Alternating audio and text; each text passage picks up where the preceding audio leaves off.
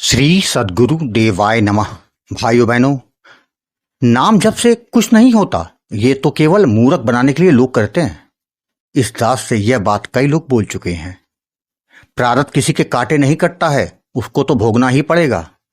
दास का यह कहना है कि यह बात एकदम सत्य है कि प्रारब्ध कभी कटता नहीं, उसको तो भोगना ही पड़ेगा।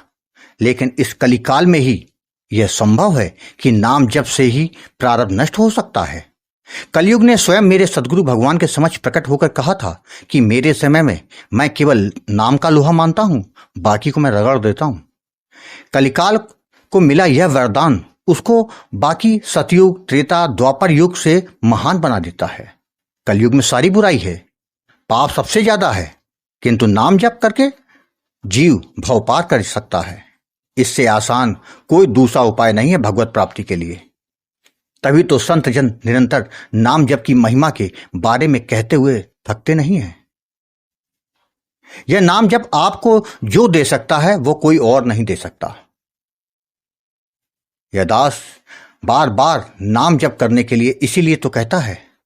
भाव व विश्वास के साथ निरंतर किया गया नाम जप आपका लोक और परलोक दोनों ही संवार देता है। नाम जब करेगा जीव तो ही तो उसका कल्याण होगा। आज जो कथा यह दास सुनाने जा रहा है वह तमिलनाडु से श्री संत जी ने आत्म अनुभव भेजा है, जिसको सुनकर आपको भी पता चल जाएगा कि असंभव को संभव नाम जप कर सकता है। इस कथा को जानने के लिए इस वीडियो को आखिर तक अवश्य देखिएगा। इसके साथ ही यदि आप राम नाम के प्रताप से जुड़ी सत्य कथा का आनंद लेना चाहते हैं तो हमारे दूसरे चैनल गोकुल भवन अयोध्या को जरूर देखें। श्री संत जी ने बताया कि गुरु जी, मेरा नाम श्री संत है, मैं तमिलनाडु का रहने वाला हूं। मेरे पिताजी केंद्र सरकार के कर्मचारी थे, जिसके कारण हमने काफी समय उत्तर प्रदेश में गुजारा है। इस वजह से कई बार वृंदावन जाने का सौभाग्य मिला।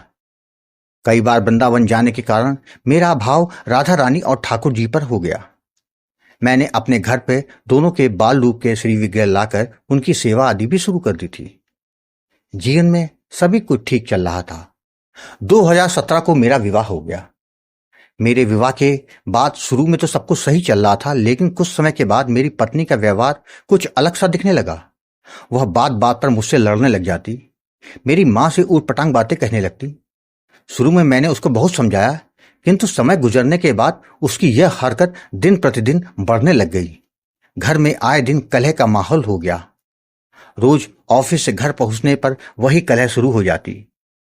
मेरे पिताजी चूंकि रिटायर हो चुके थे, रोज रोज की कलह से एक दिन उनको भी हार्ट अटैक पड़ा और उनका देहांत हो गया। इन सब के पीछे मेरी सास का हाथ था। वह प्रतिदिन मेरी पत्नी को फोन करती, घंटों उनसे बातचीत करती। वह जैसा जैसा बोलती मेरी पत्नी वैसा ही करती। यह मेरी कोई कोरी कल्पना की बात नहीं कर रहा हूं गुरुजी। मैंने कई बार उनकी बातें सुनी है, जिसमें उसकी माँ यह बात बोल रही थी कि तुम दबना नहीं, तुम कोई काम नहीं करना, वह बुढ़िया ही करेगी।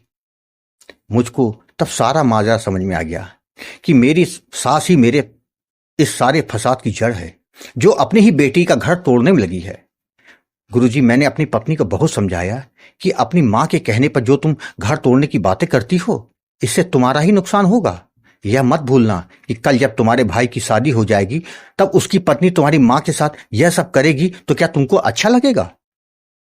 लेकिन माँ का जादू तो उसके सर पर चढ़कर बोल रहा था। वह कहाँ मानने वाली थी?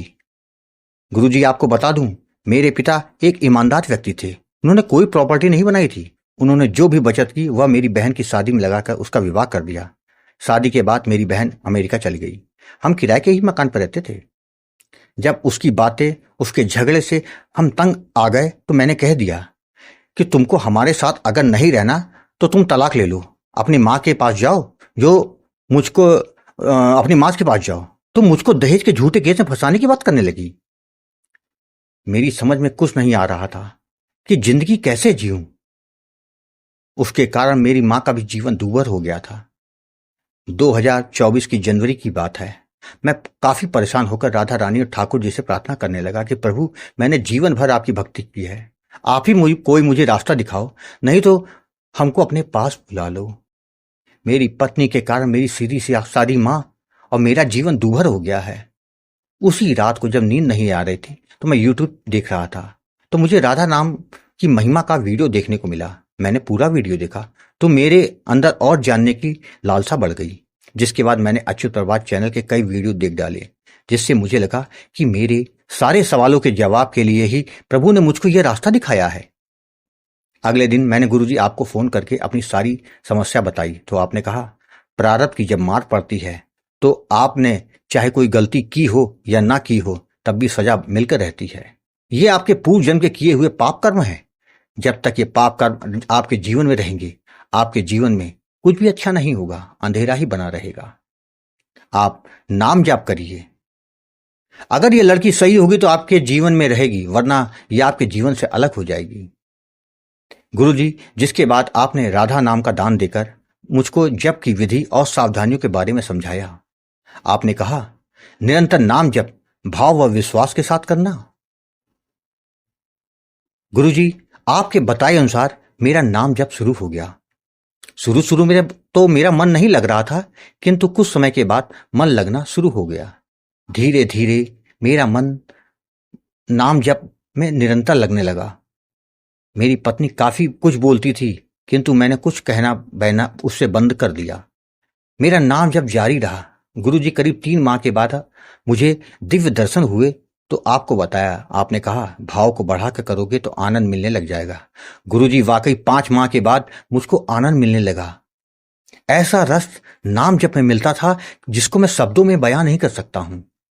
गुरुजी, जब 6 माह हो गए तो मैंने देखा कि मेरी पत्नी में अपने आप सुधार होने लगा। वह झगड़ा नहीं करती, चिल्लाती नहीं, सबसे तमीज से बात करने लगी। गुरुजी, आज का समय यह है कि वह एक अच्छी पत्नी की तरह घर संभाल रही है। यही नहीं, अब वह अपनी मां से भी बहुत कम बातें करती है। गुरुजी, यह किसी चमत्कार से कम नहीं था। मेरे रिश्तेदार भी भौचक्के हैं कि यह कैसे चमत्कार हो गया। गुरुजी, यह सब कुछ नाम महाराज जी की कृपा का ही तो फल है। गुरुजी, मैं आपको कोटि कोटि प्रणाम करता हूं कि जो आपने मुझे नामदान देकर मेरे जीवन की परेशानी को खत्म कर दिया। मैंने तो सोचा था कि तलाक लेना पड़ जाएगा, किंतु राधा नाम ने अनहोनी को होनी में बदल दिया। गुरुजी, आप वाकई जो कार्य कर रहे हैं उससे हजारों लोगों के जीवन में उजाला हो रहा है। गुरुजी, मैं दिसंबर में अयोध्या धाम के दर्शन करने आ रहा हूं अपनी मां और पत्नी को लेकर। मैं आपका आशीर्वाद लेने भी आपके आश्रम में आऊंगा। गुरुजी, मेरा मार्गदर्शन ऐसे ही करते रहिएगा और अपना आशीर्वाद बना के रखिएगा। गुरुजी, पिछले 3 माह से आश्रम के लिए अपनी सेवा भेज रहा हूं। कृपा करिएगा कि यह सेवा अनवरत ऐसे ही मेरी चलती रहे और मेरा नाम जब कभी बंद ना हो। गुरुजी, आपको मैं एक बार फिर से बारंबार प्रणाम करता हूं। राधे राधे। भाइयों बहनों, आपने देखा, जब आप भाव और विश्वास के साथ निरंतर नाम जाप करते हैं तो राधा रानी कभी आपको निराश नहीं करती। कलयुग में नाम से बड़ा कोई नहीं है। जिसने नाम महाराज की शरणागति कर ली उसका कल्याण होकर रहेगा। थोड़ा समय जरूर लग सकता है, किंतु होगा, यह एकदम अटल सत्य है। आपको यदि यह कथा पसंद आई हो तो कमेंट में राधे राधे लिखना मत भूलिएगा। यदि आपके पास भी राधा नाम की महिमा, बांके बिहारी जी की कृपा और वृंदावन से जुड़ी कोई सत्य कथा हो तो उसको मेरे व्हाट्सएप या ईमेल पर भेज सकते हैं, जिस पर वीडियो बनाकर अपने चैनल में अवश्य दिखाऊंगा। राधे राधे।